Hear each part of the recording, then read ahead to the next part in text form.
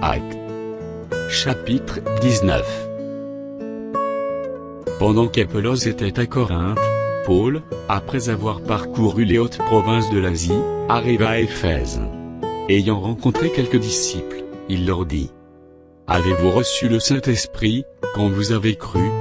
Ils lui répondirent: « Nous n'avons pas même entendu dire qu'il y a un Saint-Esprit. » Il dit: « De quel baptême avez-vous donc été baptisés ?» Et ils répondirent: « Du baptême de Jean. » Alors Paul dit: « Jean a baptisé du baptême de repentance, disant au peuple de croire en celui qui venait après lui, c'est-à-dire en Jésus. » Sur ces paroles, ils furent baptisés au nom du Seigneur Jésus. Lorsque Paul leur eut imposé les mains, le Saint-Esprit vint sur eux, et ils parlaient en langue et prophétisaient. Ils étaient en tout environ 12 hommes. Ensuite Paul entra dans la synagogue, où il parlait librement. Pendant 3 mois, il discourut sur les choses qui concernent le royaume de Dieu, s'efforçant de persuader ceux qui l'écoutaient. Mais, comme quelques-uns restaient endurcis et incrédules, décriant devant la multitude la voix du Seigneur, il se retira d'eux, sépara les disciples, et enseigna chaque jour dans l'école d'un nommé Tyrannus. Cela dura 2 ans, de sorte que tous ceux qui habitaient l'Asie, juifs et grecs, entendirent la parole du Seigneur. Et Dieu faisait des miracles extraordinaires par les mains de Paul, au point qu'on appliquait sur les malades des linges, ou des mouchoirs qui avaient touché son corps, et les maladies les quittaient, et les esprits malins sortaient. Quelques exorcistes juifs ambulants essayèrent d'invoquer sur ceux qui avaient des esprits malins le nom du Seigneur Jésus, en disant: « Je vous conjure par Jésus que Paul prêche. » Ceux qui faisaient cela étaient 7 fils de Séva, juifs, l'un des principaux sacrificateurs. L'esprit malin leur répondit: « Je connais Jésus, et je sais qui est Paul, mais vous, qui êtes-vous » Et l'homme dans lequel était l'esprit malin s'élança sur eux, se rendit maître de tous deux, et les maltraita de telle sorte, qu'ils s'enfuirent de cette maison nus et blessés. Cela fut connu de tous les Juifs, et de tous les Grecs qui demeuraient à Éphèse, et la crainte s'empara de tous, et le nom du Seigneur Jésus était glorifié. Plusieurs de ceux qui avaient cru venaient confesser et déclarer ce qu'ils avaient fait.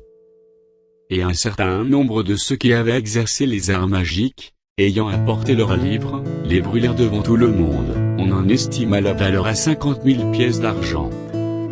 C'est ainsi que la parole du Seigneur croissait en puissance et en force. Après que ces choses se furent passées, Paul forma le projet d'aller à Jérusalem, en traversant la Macédoine et l'Achaïe. Quand j'aurai été là, se disait-il, il faut aussi que je voie Rome.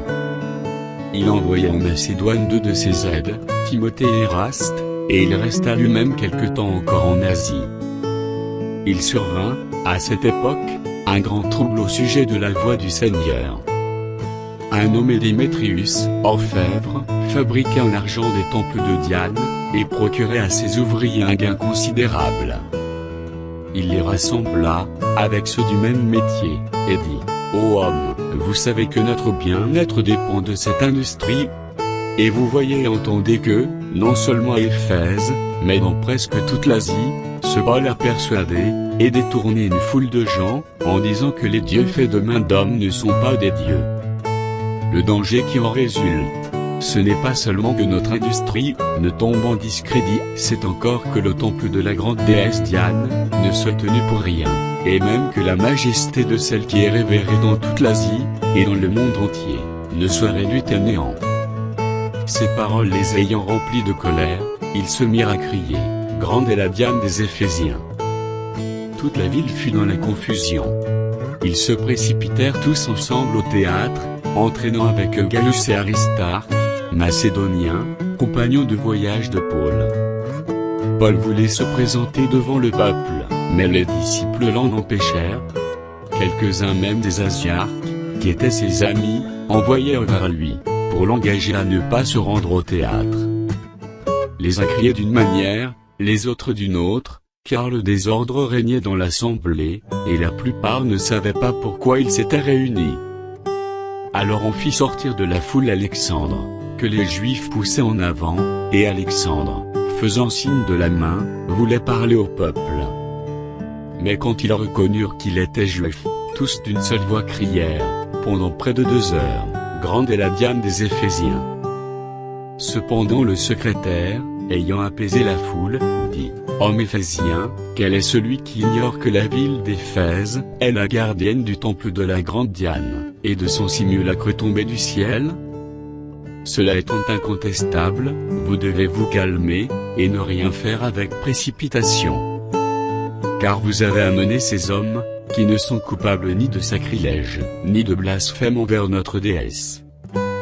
Et si donc Démétrius et ses ouvriers ont à se plaindre de quelqu'un, il y a des jours d'audience et des proconsuls, qui s'appellent en justice les uns les autres.